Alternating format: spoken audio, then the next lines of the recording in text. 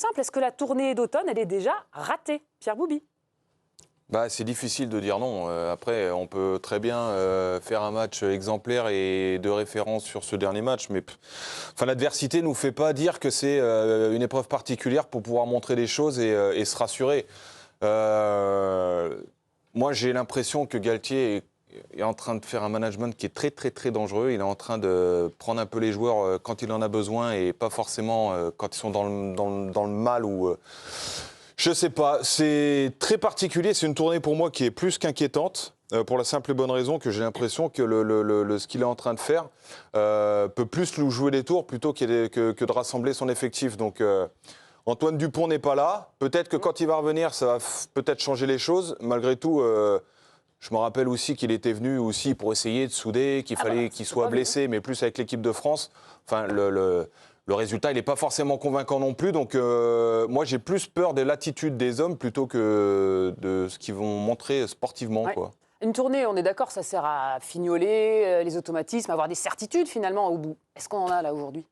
Non, on n'a rien. Et en fait, le problème, c'est qu'on a l'impression de repartir en arrière même. C'est-à-dire que ce qu'on avait acquis lors du dernier tournoi, où on a quand même remporté le tournoi, on est en train de nous dire que finalement, ces bases-là, c'est pas solide. Parce qu'on se rend compte que 9 mois après, alors même si il nous a sorti tous les arguments sur les 2 premières semaines, on n'avait pas assez d'entraînement collectif, on se retrouve, il y a beaucoup de turnover. Non, mais je dis ce qui, eux, te disent depuis Marcoussis, il y avait beaucoup de turnover, beaucoup de blessés, beaucoup d'absents. On a entendu ce discours-là.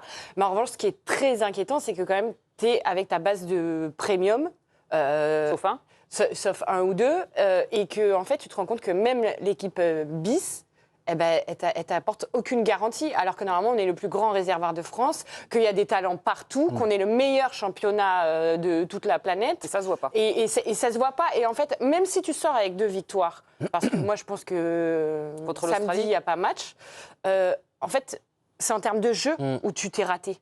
Tu n'as rien produit. Alors, il ne voulait pas admettre le mot revanche, mais tu n'as pas eu ta revanche face au Sudaf. Face aux Fidji, tu t'en sors, c'est un miracle. S'ils ne font pas autant de bêtises, tu trembles jusqu'à la fin. Et donc, en fait, tu n'as aucune composition du jeu où tu te satisfais. Normalement, la base, c'est la défense. En défense, on est catastrophique.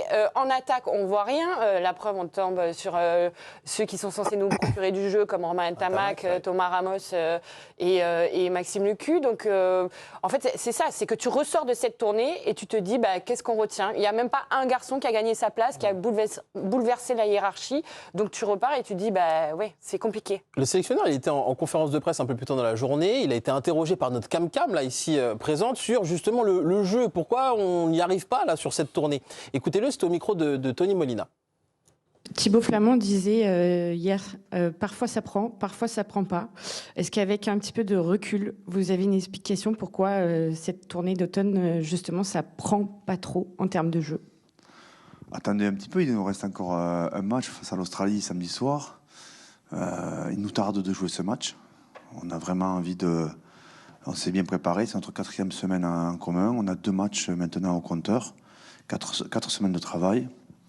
On présente sur ce match-là une bonne combinaison des 2 premiers matchs. Et il n'y a pas de raison que ça ne prenne pas mieux sur ce 3e match. Petit sourire, hein. Attends, il y a une petite relation qui se crée. J'ai l'impression de voir Giovanni Castaldi et Didier Deschamps, là, non? Oui, pourtant, il n'est pas très accessible. Il est dur à percer. Brahim, tu arrives encore à le suivre, à suivre le discours du sélectionneur. Pour toi, est-ce qu'elle est ratée aussi, cette tournée?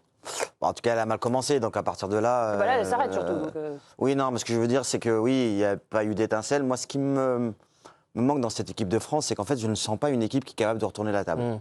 Donc, tu vois, cette agressivité, cette détermination, je ne la sens pas dans cette équipe. Certes, il y a du talent, ça joue, on essaye. Je trouve que c'est trop propre, qu'on veut... Ouais, mais... et ce qui manque, c'est d'avoir des joueurs... Moi, l'Afrique du Sud, par exemple, à un moment donné, j'ai senti qu'ils n'avaient plus envie de jouer. Ils ont retourné la table, ils ont changé complètement ça a changé complètement le match. Et là, je n'ai pas l'impression que la France est capable aujourd'hui, avec ses joueurs... En tout cas, je n'ai pas trouvé d'éléments qui sont capables de pouvoir me bousculer et créer un électrochoc pendant un match. Quoi. Par rapport à ce que tu dis... Surtout quand on est dans le dur. Ouais, mais ce que tu dis, renverser la table, ça veut dire que tu es touché dans ton orgueil, ça veut dire que tu as aussi envie de respecter ton coach et peut-être. Tu vois ce que je veux dire? Des fois, tu fais des choses et tu veux renverser la table par rapport à ce qu'on a fait pour toi. Là, Galtier, c'est pour ça que je dis qu'il joue avec les joueurs, c'est que dans les moments compliqués, justement, où il y a des grains de sable, eh ben, avoir des mecs qui se disent « Non, mais on peut pas, ce qu'on fait, c'est nul et tout », et chacun va rester un peu dans son coin, parce que son management, à lui, en fait, crée ça. Parce que tu as Aldrit qui n'était pas là et qui revient, même s'il veut donner son corps à la France et au drapeau, on sait très bien qu'il est très droit dans ses baskets et très honnête, n'empêche que tu vas peut-être inconsciemment un peu moins. Ficou, c'est pareil. Et puis les autres, c'est un peu pareil aussi. Lucu, il se dit, ouais, quand t'as besoin de moi, t'es bien content de me trouver, mais le reste du temps, en fait, tu me fous à la cave. Tu vois ce que je veux dire?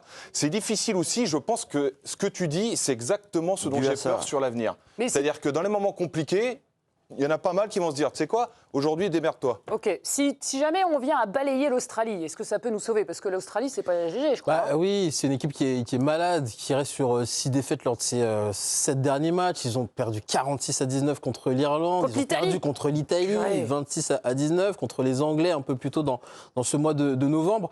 Clairement, oui, Cam, on va jouer une équipe malade qui ne met plus un pied devant l'autre. Alors imagine-toi si tu perds. Non. Mais alors, on va gagner.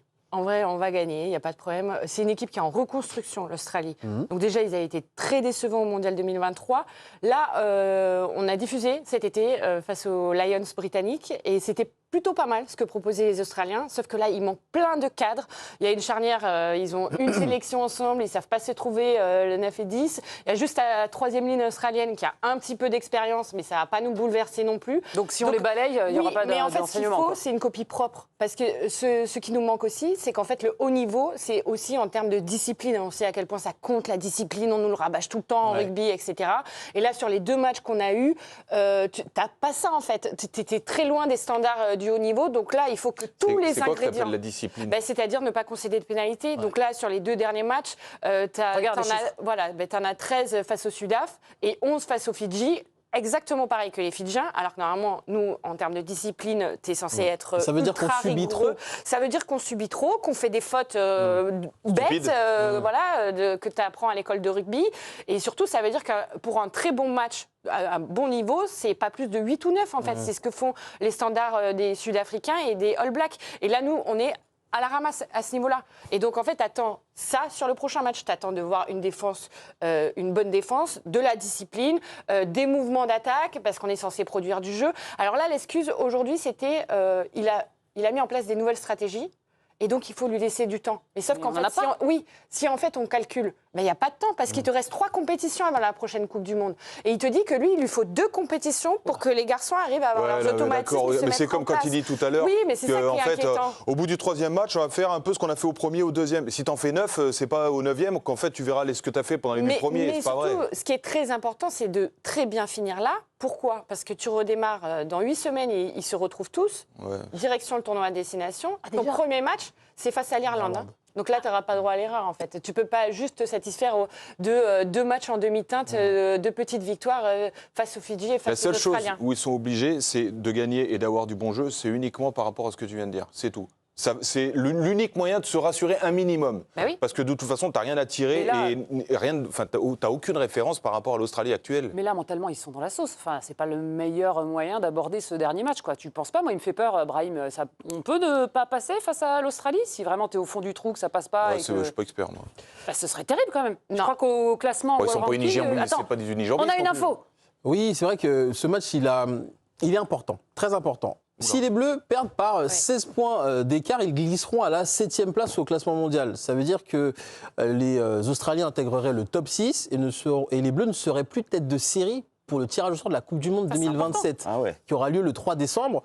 Donc l'enjeu aussi de cette tournée, c'est de rester bien positionné à l'une des 6 premières places au classement mondial pour s'éviter un groupe de la mort si on n'est pas dans ce top 6. Brahim, tu penses qu'on peut faire une faute sur ce match face à l'Australie? Tu me fais peur? Non, en fait, il peut tout se passer. On n'a pas des manchots face à nous, alors c'est peut-être pas la meilleure équipe australienne, mais la peur peut te pousser aussi à la faute. On fait énormément d'erreurs en ce moment. Voilà, il ne faut pas que les Australiens soient dans un grand jour Et et, nous, dans un et nous mauvais. l'inverse. Mais en même Ce qui temps, est c'est sûr, ça c'est le que les sport. Australiens, ils arrivent avec les dents qui eux, arrivent ils de ont rien à parquet. perdre, exactement. Eux, ils se disent, donc, si Ils- on les fait douter et qu'on peut les mettre un Ils peu la arrivent tête... fatigués aussi. Hein. Ils sortent de. Ouais, mais de finir c'est- sur un tu vois, nom c'est la et fin de finir sur mental. la France sur une source de motivation, c'est génial. Nous, on est en plein doute. Hein. De finir de cette manière et les taper les Français, franchement, si tu es Australien, avec tout ton parcours, avec tout le nombre de défaites que tu as, Ouais, de finir de cette manière. Brahim, t'as un coach australien après les 2 raclées italiennes Japon. et face à l'Irlande. Irlande, pardon. Il te dit on est en reconstruction totale. Il me manque des joueurs pour créer un effectif, pour voir le Ah, réservoir. hyper, il veut Mais pas le dire note, il l'inverse. dit- Ben oui, non, mais Le je veux note, dire, il nous donc dit qu'il ils faut n'arrivent deux pas à remonter compétitions. comme des coucous, c'est génial, on a Non, un mais défi face T'es en à train- l'une t'es des en meilleures train de- équipes de France. Ton argument, c'est de dire ce qu'a dit le sélectionneur australien. Et le sélectionneur français a quand même dit on verra, on est en train de veux que je te dise, reconstruire Pierrot quelque chose. Tu veux que je te dise, aujourd'hui, il n'y a eu aucune question sur les adversaires. C'est-à-dire que là, on parle des Fidjiens. À la conf d'avant, on disait oui, le jeu des Fidjiens, c'est des magiciens, ils peuvent vous surprendre, surtout qu'ils ont vachement progressé dans le domaine de la conquête, etc. Là, Australie- Les Sudaf ont parlé du jeu. Là, il n'y a eu aucune question sur les Australiens. Donc on y va en tongue. Mais non, on n'y va pas en tongue. Fallait C'est-à-dire la qu'en poser fait, la tu question. t'en Pourquoi fiches. tu l'as pas Ben fait non, mais ça nous intéresse pas. T'as envie de comprendre bah, ce qui bravo. se passe du côté des Bleus. Bravo, Camille. Du côté des Bleus, c'est pas les Super. Australiens dont t'as peur, c'est des Bleus eux-mêmes en fait.